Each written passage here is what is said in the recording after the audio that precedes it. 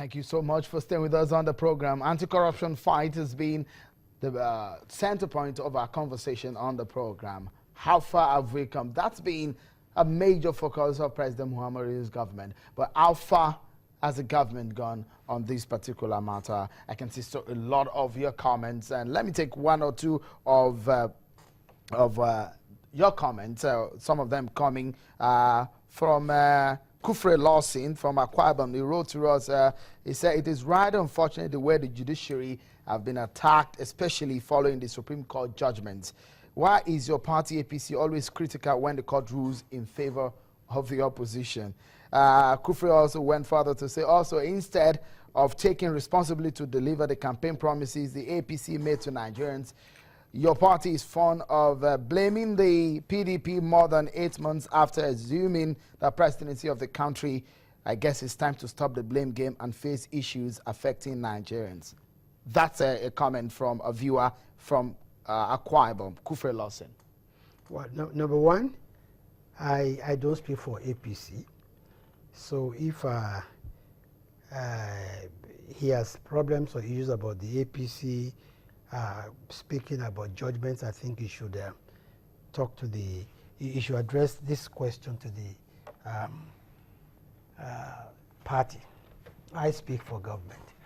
Secondly, he talked about this administration blaming the past government for the woes or the condition of the economy. I don't think that is correct. At times, it's not possible to completely forget the past if you want to move on even to the future. But I think we've passed that stage completely. What we focused on right now is how do we, redeem our campaign promises. And most people who comment on government and politics regrettably have not shown a very good understanding of how government works. No government can spend the money but not appropriate it. We have before the National Assembly today our budget for 2016.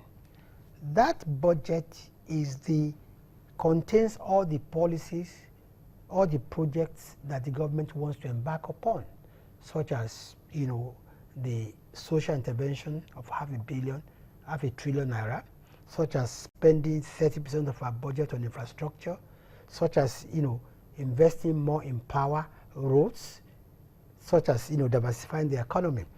And until and when that budget is approved, there is no way we can even start employing the 500,000 teachers we promised to employ. So those who are saying, oh, APC, you are slow in implementing your campaign promises, don't appreciate the fact that we came in May. The 2015 budget was passed in April. It was not our budget. And therefore, some of the things that we promised was not included there. You have to wait for your own budget to be passed before you start implementing your own. All right, you talked about campaign promises. Let me just show you a few of those promises. Shortly, you will see them on your screen now. Some of the promises made by the APC in their manifesto before they even come into government. Okay, we'll give them to you as soon as they come up. Some of them including feeding, daily feeding of school pupils. Some of them include that the APC said it will employ about thousands of hundreds of policemen, that it will employ teachers and all of that. And the current realities of the Nigerian economy, one will be wondering, things are not like it was when you were campaigning to be a ruling party. But has your party realized, or the government realized, that things have changed? Would you still be able to meet up those promises? Look, you see, when you campaign, you say we'll do A, B, C. But when you win elections, you prioritize. We're elected for a 4-year period, not for 1 year. Things we hope will not be bad all through these 4 years. So we are still faithful to those promises. But as you have rightly said, when we were campaigning, the price of crude was $100 a barrel. Today is $30 a barrel. So definitely, we will have to downsize some of the things we intended to do or prioritize them. But this does not mean abandoning those promises. Now, you do not make a budget for 4 years. You make an annual budget. And in this year's budget, we've outlined what those part of the promises that we intend to keep. Those we cannot keep this year, we'll keep 2017, 2018, 2019. This is how government works. Are you still going to pay? The party said that they're going to provide interest-free loans, 3 million jobs a year. How realistic is that? You see, when people say you are going to provide jobs, you don't provide jobs by fiat. It's not as if government is employing. But when you create the enable environment, you improve your power supply, you improve the roads, the rail lines are completed, you invest in agriculture, you stop importation of of items. This is what will spin off the jobs. It's not that the government will say, "Oh, I'll create, come and line up and come and get a job." What are you going to give them? No, you provide the environment, and you say that with this environment, so many jobs can be created in a year. But I mean, realistically, Honorable Minister, tell us, is that possible? Because in a few months, this administration will be 1 year. Would you be able to say that with all your programs that you have been able to create 3 million jobs? Because the interpretation of what was on the agenda of your party before you came into power, the interpretation is that there's going to be 12 million jobs in 4 years. Listen, what I've just told you, if you provide power today, you can imagine how many small-scale industries will spring up, and they will employ people. If you create just 1 million small-scale industries over 1 year, or even over 2 years, each of them employing just 3, 4, 5 people.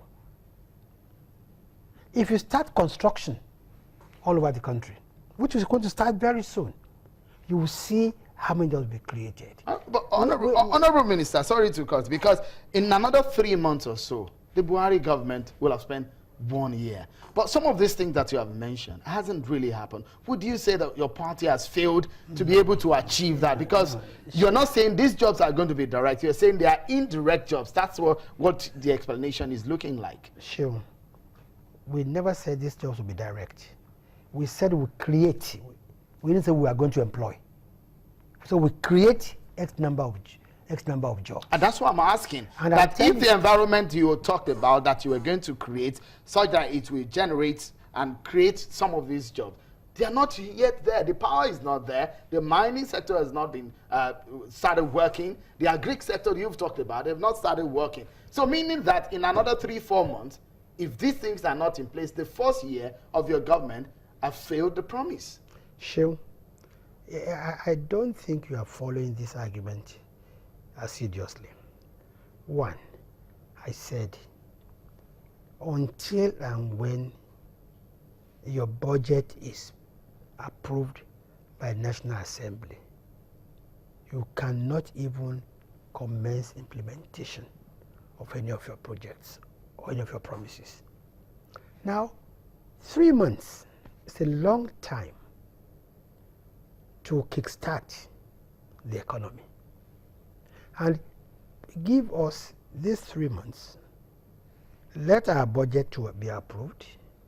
Let's start bringing back the construction companies that are now retrenching. Let them now start, employing. If you have, say, 10 construction companies, all over the country, constructing roads, another 4 or 5 constructing rail lines, and you open up the housing projects, you'll be amazed within 3 months how many jobs you can create. But you can't judge us until the budget cycle begins.